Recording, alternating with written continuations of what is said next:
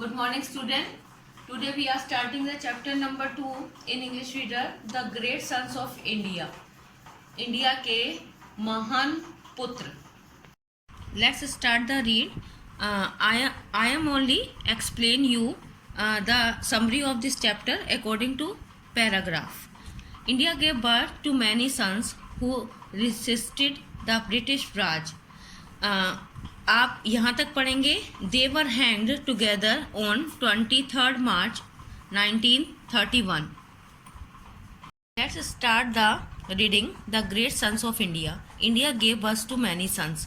मैं यहाँ से लेकर केवल यहाँ तक के पैराग्राफ की हिंदी बता रही हूँ आप लोगों को कि इंडिया ने ऐसे महान वीरों को जन्म दिया है जो ब्रिटिश काल में देशवासियों ने अपने प्राणों की आहुति दी थी. They sacrifice their lifes. इसका मतलब ये है कि उन्होंने अपने प्राण जो थे वो न्यौछावर किए थे. उन महान वीरों को अंग्रेजों के समय में पकड़ा जाता था और जेल में भेज दिया जाता था. भारत देश उन देशभक्तों को सैल्यूट करता है. सैल्यूट मतलब यहाँ पे है सलामी देता है. उनका एक तरह से एहसान मानता है. सलामी और उनकी देशभक्ति कुछ ऐसे महान वीरों के नाम हैं जिनके नाम यहाँ पर दे रखे हैं. नेताजी सुभाष चंद्र बोस, सरदार भगत सिंह, चंद्रशेखर आज़ाद, लाला लाजपत राय, बाल गंगाधर तिलक, राजगुरु, सुखदेव और मैनी अदर्स, यानी कि और भी. इस प्रकार 3 महान क्रांतिकारियों के नाम जो इस प्रकार से हैं, जिसमें भगत सिंह, राजगुरु और सुखदेव, जिन्हों को 23 मार्च 1931 को एक साथ फांसी के तख्ते पर लटका दिया गया. Now start the next paragraph. Sardar Bhagat Singh जो थे उनका जन्म पंजाब के कल्याणपुर में 23 मई 1907 में हुआ था. भगत सिंह में बचपन से ही देशभक्ति और बलिदान की गहरी भावनाएं दिखाई देती थी. मतलब उनको बचपन से ही देशभक्ति में बहुत ही दिल से वो चाहते थे कि मैं अपने देश के लिए कुछ करूं. उनके पिता कृष्ण सिंह और माता विद्यावती थी. जब वे 10th यहाँ पे है कि when he was the student of Lahore DAV high school. तो जब वे 10वीं के स्टूडेंट थे, मतलब जब वो high school means 10th class, तब वे महात्मा गांधी के अंडर में जो एक अभियान चल रहा था नॉन कॉरपोरेशन मूवमेंट, वे उसमें भाग लेना चाहते थे. भगत सिंह ने अपनी पढ़ाई को छोड़कर उस मूवमेंट में यानी कि नॉन कॉरपोरेशन मूवमेंट में भाग लिया. Now start the next. Non corporation movement could not achieve what is the aimed it. यानी कि जो नॉन कॉरपोरेशन मूवमेंट क्या जो मतलब अचीव मीन्स सफलता जो थी उनको नहीं मिली जो वो चाहते थे. जो उनका लक्ष्य था उस अभियान को चलाने का, वो उन्हें वहाँ पर सफलता नहीं मिली. तो जो भगत सिंह थे वो बहुत ही, भगत सिंह और उनके जितने भी सहयोगी थे उनको बहुत ज़्यादा निराशा हुई. उन्होंने इंडिया को अंग्रेज़ों से आज़ाद कराने के लिए किसी नई दिशा में जाने की सोची. मतलब उन्होंने अब इंडिया को आज़ाद कराने के लिए कुछ नया सोचा. उन दिनों कानपुर जो था वो क्रांतिकारियों का एक सेंटर बन चुका था और भगत सिंह ने ये डिसाइड किया कि वो लाहौर छोड़कर कानपुर जाएंगे और वो वहाँ पर कुछ प्रसिद्ध क्रांतिकारियों से मिले जिनके नाम हैं बटुकेश्वर दत्त, योगेश चंद्र चटर्जी और बहुत सारे. भगत सिंह ने वहाँ इन्वॉल्वमेंट्स होता है शामिल होना, क्रांतिकारी गतिविधियों में बढ़कर हिस्सा लिया. नेक्स्ट स्टार्ट करते हैं. इन 1928 लाला लाजपत राय से. 1928 में लाला लाजपत राय ने लाहौर में साइमन कमीशन के विरोध में एक जुलूस निकाला. इन गतिविधियों को देखकर पुलिस ने लाला लाजपत राय को बुरी तरह से पीटा और लाला लाजपत राय वहां घायल हो गए. इंजर्ड मैंने घायल होना.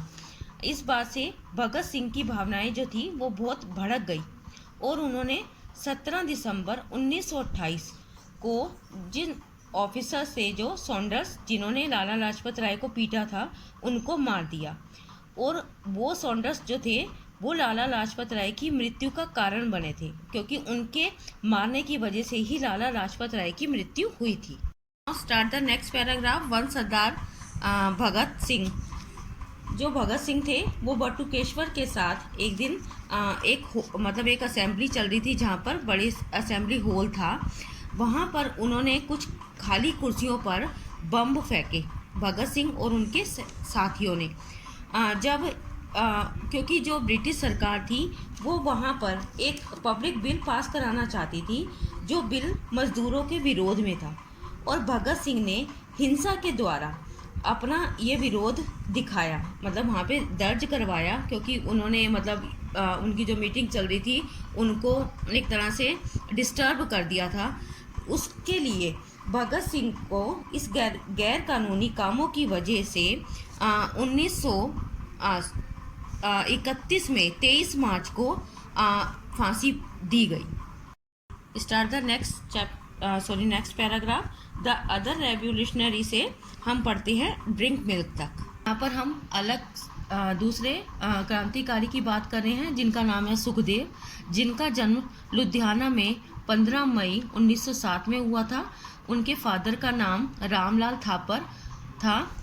ही मेट द भगत सिंह, वो भगत सिंह से मिले। एंड टुक एन ओथ, यहाँ पे ओथ मीन्स प्रतिज्ञा, उन्होंने अपने देश के लिए मरने की प्रतिज्ञा ली।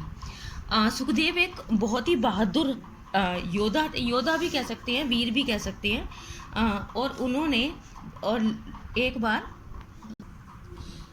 उन्होंने भूख हड़ताल करी थी जब वो लाहौर में बोस्टल जेल में थे। उन्होंने कई दिनों तक कुछ नहीं खाया और उन्हें बार बार दूध पीने पर भी जोर दे रहे थे कि अगर आप कुछ नहीं खा रहे हैं तो थोड़ा सा दूध ले लीजिए। The next paragraph. ये जो सुखदेव के बारे में हम आपको बता रहे थे, सुखदेव बहुत ही दृढ़ निश्चयवादी थे। वे एक अनुशासित प्रशासक भी थे। वे भगत सिंह के नेतृत्व में कार्य कर रहे थे, क्योंकि वो लीडर थे उनके। एक बार उनकी बाजू पे जो एक टैटू बना हुआ था उनके नाम का, वो उसको हटाना चाहते थे ताकि किसी को ये ना पता चले कि वो कौन है। तो उन्होंने अपनी बाजू पे नाइट्रिक एसिड जो था वो जलाने के लिए डाल लिया था, लेकिन जब उससे वो नाम नहीं हटा तो उन्होंने दोबारा से अपने हाथ को, यानी कि अपनी बाजू को नाम को हटाने के लिए जला भी लिया। तो ये उनकी बहादुरी और देशभक्ति जो है वो बहुत ही प्रशंसनीय है, मतलब ये प्रशंसा करने योग्य है। Now let's start the next paragraph. अब भगत सिंह एंड सुखदेव वर्ड से लेकर हम यहाँ तक पढ़ेंगे। We should not forget that they die. चलिए हम हिंदी समझाती हूँ इसकी। भगत सिंह और सुखदेव को लाहौर षड्यंत्र के सिले में, षड्यंत्र कहते हैं एक तरह की कोई गुप्त नीति बनाना, सिलसिले में गिरफ्तार किया गया था। बाद में उन्हें फांसी पर लटका दिया गया। तीसरा क्रांतिकारी जिसे सुखदेव और भगत सिंह के साथ फांसी दी गई थी वह शांतिपद राजगुरु थे, जिनका जन्म 15 अगस्त 1908 को पुणे महाराष्ट्र में हुआ था। उनके पिता हरिनारायण राजगुरु थे। वह क्रांतिकारी भी बड़े ही उत्साह से भरे हुए थे। वह भी भगत सिंह के साथ जुड़ गए और कई क्रांतिकारी गतिविधियों में उन्होंने उनकी सहायता की। किसकी? भगत सिंह की। एक बार उन्हें पुणे रेस कोर्स में गवर्नर एन को मारना था, लेकिन कुछ मुखबिर कहते हैं जो पुलिस के द्वारा ऐसे गुप्तचर रखे हुए होते हैं जो पुलिस वालों को कोई रिपोर्ट देते हैं, मुखबिर। लेकिन कुछ मुखबिर ने पुलिस को सूचित कर दिया था और उन्हें गिरफ्तार कर लिया गया। इसके बाद उनकी हत्या की कोशिश की गई और उन्हें दोषी पाया गया। उसे भी फांसी पर लटका दिया। इससे ये तीनों जवान निडरता, साहस और देशभक्ति और बलिदान का उदाहरण देते हैं। मतलब तीनों में जो देशभक्ति थी वो कूट कूट कर भरी हुई थी। उन्हें फांसी की सज़ा सुनाई गई थी, लेकिन उन्होंने उसकी कोई परवाह नहीं करी, क्योंकि वो देश के लिए तो मरना ही चाहते थे वैसे भी।